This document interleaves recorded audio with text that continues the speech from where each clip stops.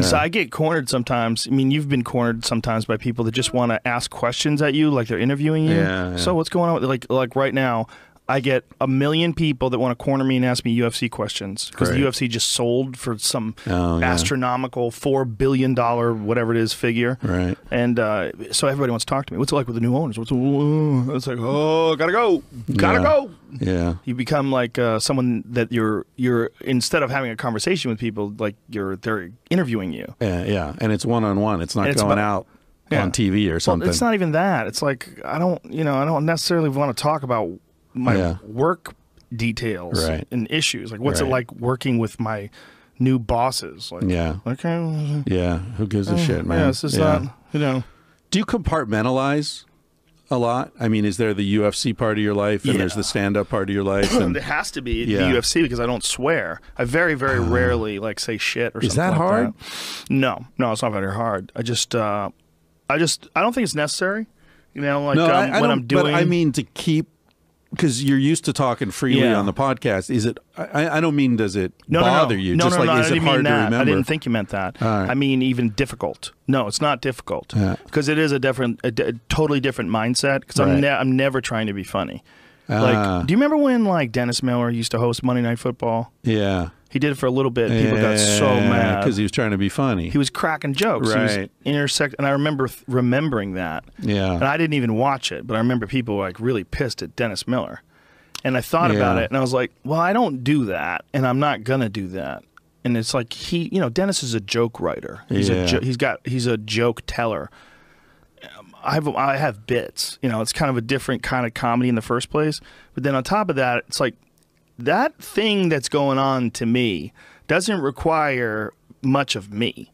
What it requires is me to explain things. Right. That's it. Right. So it doesn't require personality or flair or senses of humor or unique points of view unless I recognize something, like a pattern that's happening in a fight that allows the people at home to enjoy it more, and it allows the person who's fighting, the two people that are fighting, it represents them in an honorable way. Yeah. So that's my goal. That's all I'm trying to do when I'm there. I'm just trying to do my best to give justice to what I'm seeing and to honor. You do a great job of that. I mean, I try. I'm not into UFC. I've started watching it since I've been hanging out with you, and I've gotten to know some of the personalities, and I've watched the whole Ronda Rousey thing and this guy, the Irish guy. Conor McGregor. Yeah. You fuck. Yeah, yeah. So it's pretty compelling. And I think you do a very good job of that. Your ego isn't in play at all. No, it can't be. Yeah, I try as much as possible. You're just reporting. Yeah, I try as much as possible to stay outside of it. I mean, I'm thinking because I want to. I mean, I'm constantly trying to stay on the ball, but at my best, I'm just doing it. It's like I have to be just tuned in, well rested, well fed, hyped up, ready to go. It's because it's a 6-hour thing, so I sit down for 6 hours. And oftentimes, it's always at least 10 fights. It's usually 11 or 12. And you do all? Yeah, you do all of them. All of them they from don't the beginning. Just bring you in for the last few? No, I actually like doing it that way. Because what happens is I get warmed up. So I do like the first, because like sometimes fighting is so crazy, you have to go, oh yeah, okay, there's a fight going on. Like you're sitting in, I mean, even though I've done it, I've called at least 1,000 fights, probably closer to 2,000 fights. I don't know how many actual fights I've been in front of while doing commentary rather, but it's at least 1,000. Let's say it's probably like 1,500 or something.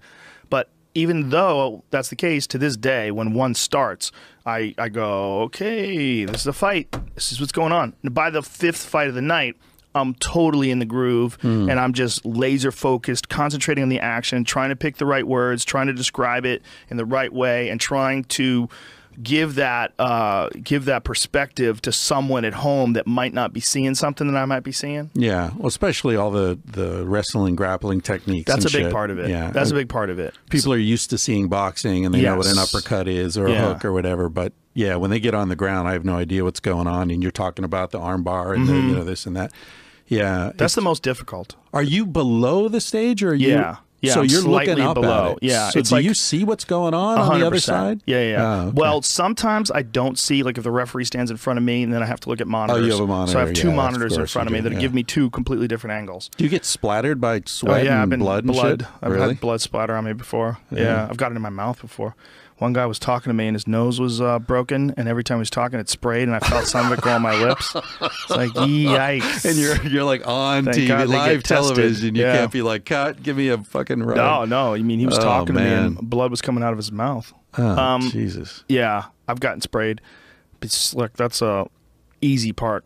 You know, Yeah. their job was difficult. Like, that's someone's blood. Yeah. Like that, the guy getting hit. And they're all tested. Oh, yeah. to HIV and all that. Yeah. You're not everything. Yeah. Everything. And you know, guys have been stopped from fighting because of certain things that have come up in those tests. Diseases and all kinds of shit. Hepatitis? Yeah. Sure, Yeah. hepatitis for sure. Some organizations have you know, pulled guys off cards because they found they have Well, you should. infectious because that'll diseases, go yeah. blood to blood. That's a bad thing to be getting. Staph infections are a real big deal too. Sometimes people will get staph from the fighter they're fighting, and you find out the guy had a staph sore, and he wasn't alerting anybody to it. That happens. And a Happens lot of super that's often. antibiotic resistant now. Yep. Yeah. Staph is scary stuff, and Yeah. it's one of those things that sort of rarely gets discussed.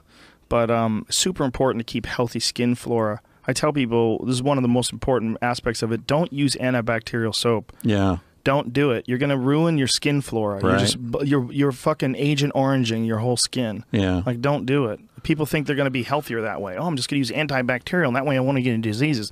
You'll get like crazy warts on your hands and shit. Yep. Like, you got to be real careful with that stuff. Yeah. You don't want to kill that flora.